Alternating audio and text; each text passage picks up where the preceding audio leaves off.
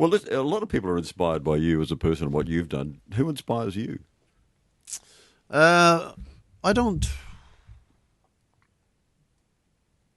I'm a skeptic, you know. I mean, a long tradition of Irish skeptics. What can I say?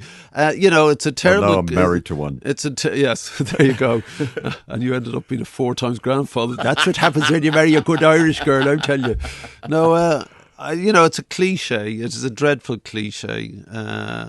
But you have to say it. I mean, a hero.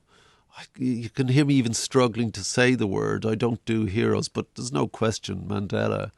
You know, there's just no question of it. I know it's a terrible cliche, people are grown, you know, but it's true. You know, the great weird life I've had, I ended up being, I suppose, a friend, and which is you know, what this giant, all-time historic figure. You end up being friendly with this great man. And he is. And the reason being that, one, he was a killer dude.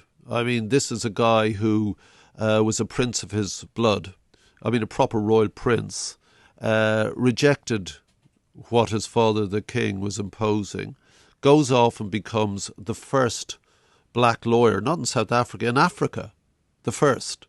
He's, you know, obsessed with sports, becomes a champion boxer, is a radical who believes he can free his people from one of the most tyrannical regimes on the planet, literally oppressing to the point of, you know, killing the people that share the country with him.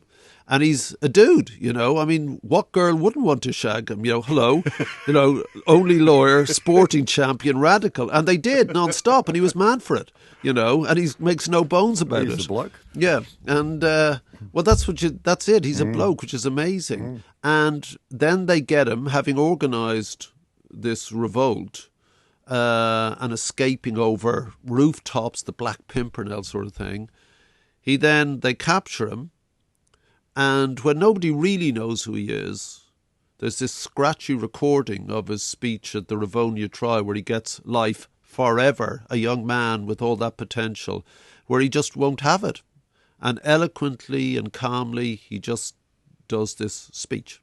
And it's unbelievable piece of rhetoric. And then he goes away for the rest of his life, forever.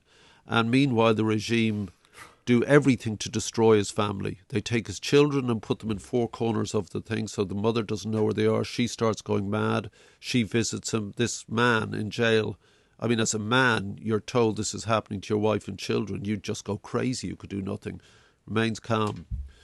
27 years, they say, look, just say you've given it up and we let you know. No, I won't. You, you know. And eventually that beats them. And he comes out, best of all, and his mates are his jailers, who he employs to be around him. And totally without rancour, you know, immense dignity, generosity. It's unbelievable. Humour, you know, still a dude, you know, embraces a world that he hadn't seen, embraces women's liberation, which he found difficult, gay liberation, which he found difficult. I know this from the people around. They were going, geez, Madiba, don't make a speech until you work this one out, you know. and then, like, you know, quite rightly becomes their president in one of the first democratic votes ever in that country. And then after a term says enough, you know, and then still at 96, you know, one of the great, certainly we've lived through one of the great figures time, but it shows you how you do it. Absolute model, how you do it. Stay true and, you know, stay strong and stay dignified. When was the last time you saw him? 2-3 years ago. He's quite ill now. Yeah. But myself and Mark, who comes around with me, he was talking to the woman who looks after him, who's a white woman, Zelda, and her family were Boers, you know. I mean, wow. You know, and she's been with them for 23 years or something, you know. I mean, it's this amazing human being. Yeah. He's the most human being I've ever met. And of course, the thing about heroes is you meet them and they just turn out to be nice people or not. You know, he's more. He's a laugh. He wears those stupid, ridiculous shirts, which he thinks are cool. And because it's him, they are mega cool. But, then you foolishly think if you wear one of these ridiculous shirts, hey, no, you look like an idiot, But, and he always asks about sports and kids. He loves kids, they play around him. And it's just, how do people like that happen? And we were lucky enough that it happened in our life. So without question, musical guys, the ones turn out to be great people, are always the best ones. Bowie, for all his austere sort of, and his genius,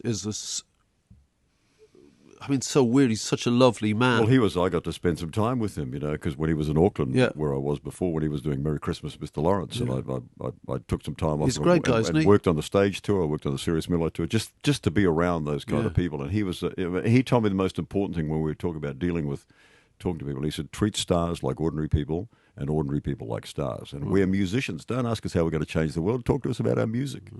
I've been trying to do that for the last hour and a half. Well, you obviously didn't learn anything from Mr. Bowie. You haven't changed at all, Geldof.